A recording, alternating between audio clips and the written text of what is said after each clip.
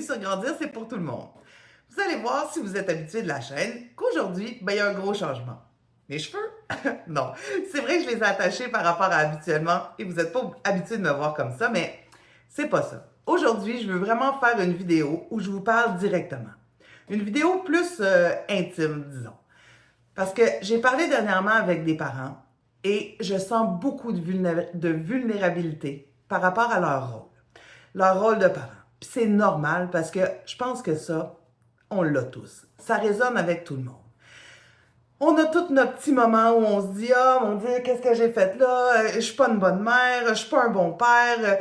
Est-ce que je fais assez pour mes enfants? Est-ce que je leur donne tout ce que je peux? J'aimerais ça tout faire. » On peut pas. Puis c'est de ça que je veux vous parler aujourd'hui.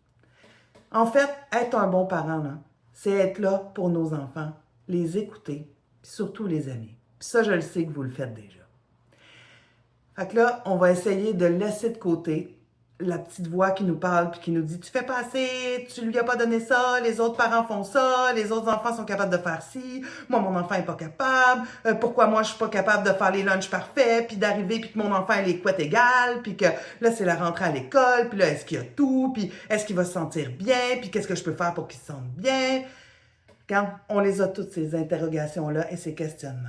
Mais là, je pense que j'aimerais ça vous dire que c'est le temps de prendre une grande respiration collective et de se dire que le plus important, c'est d'être là pour nos enfants, de répondre à leurs questions quand ils en ont, puis d'être le parent le plus sécurisant possible. Ça ne veut pas dire jamais faire d'erreurs. En fait, ça veut dire faire des erreurs et les accepter. Puis ça, c'est vraiment important. Dites-le à vos enfants quand vous faites des erreurs. Vous venez de perdre patience. « Ah, là, tu m'énerves! » Bon, c'est pas ça qu'on voulait dire. Mais regarde, on est tous humains. Puis quand des trucs comme ça arrivent, tu sais, on peut prendre un peu de recul puis aller voir nos enfants après puis leur dire « Tu sais, c'est pas ça que je voulais dire. Je m'excuse. Tu sais, tantôt, je t'ai dit que tu m'énervais. C'est pas vrai. T'énerves jamais maman puis maman va toujours être là pour toi. Mais tu sais, quand tu as ce comportement-là, des fois, ben ça me fait perdre patience. Puis je suis pas fière de moi. Je m'excuse. La prochaine fois, je vais faire attention. Puis c'est pas ça que je voulais dire. Tu m'énerveras jamais. T'es mon petit bébé d'amour. » Tu vois, ça se dit. Puis en plus, c'est un super modèle pour nos enfants. Parce que ça leur permet de savoir que, ben, nous aussi, on n'est pas parfaits. Puis on fait des erreurs.